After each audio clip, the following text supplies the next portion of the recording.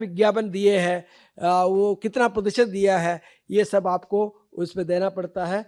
और ये जो इसके नीचे वो प्रमाणित करते हैं, ये नहीं बोल सकता हिंदी ऑफिसर का बोलने से मैंने साइन किया। उसमें लिखा है, मैं इस कार्यालय के प्रमुख की हैसियत से डैश मास से कार्यरत हूँ, एतद् द्वारा प्रमाणित करता हूँ कि मैंने व्यक्तिगत रूप से इस प्रश्नावली सूचना की जांच कर ली है, हर प्रकार से पूरी तरह से वो सही है। ये 31 तक है। 31 में भी बाइलिंगुअली वो हस्ताक्षर करेंगे हिंदी इंग्लिश पोर्शन में। इसके अलावा वो जो कार्यालय प्रदान कहाँ करेंगे, 57 पेज में भी करेंगे। 57 पेज में क्या है, निरीक्षणाधीन कार्यालय द्वारा विज्ञापन और प्रचार पर कितना परसेंटेज किया है, उसके नीचे भी वो करेंगे।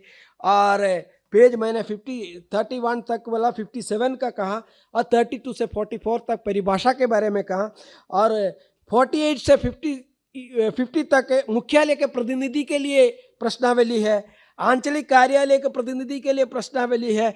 45 से 47 तक आपके मुख्य मंत्रालय के लिए प्रश्नावली है। इन सब के बारे में बताने की आवश्यकता नहीं है। और क्षेत्रीय प्रतिनिधि के लिए प्रश्नावली है। ये प्रश्नावली के बारे में इतना मैं कहना चाहूँगा।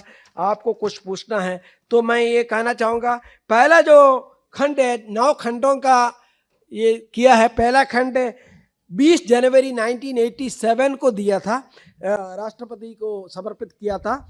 उसमें अनुवाद व्यवस्था, शब्दावली इत्यादि के आदि के संबंध में इनकी सिफारिश थी। उसमें संस्तुतियाँ 23 संस्तुतियाँ दी थी। और दूसरा खंड यांत्रिक सुविधा के बारे में, कर्मचारी कार्य शक्ति के बारे में, प्रशिक्षण के संबंध में रिकमेंडेशन था। ये 31 जुलाई 1987 को समर्पित किया। उसमें 10 सिफारिशें थी। तीसरा खंड हिंदी शिक्षण, हिंदी माध्यम से शिक्षण प्रशिक्षण के बारे में, वो 2 फरवरी 1989 को किया। उसमें 16 रिकमेंडेशंस थे।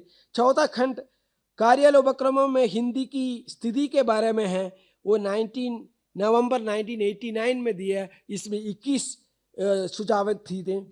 पांचवा खंड विधायन की भाषा, न्यायालयों में उपयोग करने वाली भाषा वगैरह के बारे में किए थे। उसके प्रयुक्त की जाने वाली भाषा किस प्रकार, मार्च 1992 में इसको राष्ट्रपति को समर्पित किया था। उसमें 48 सुझाव दिए गए थे। छठा खंड संघ और राज्यों के बीच पत्राचार के बारे में था।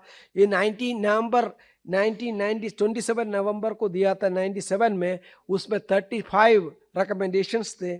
सातवां खंड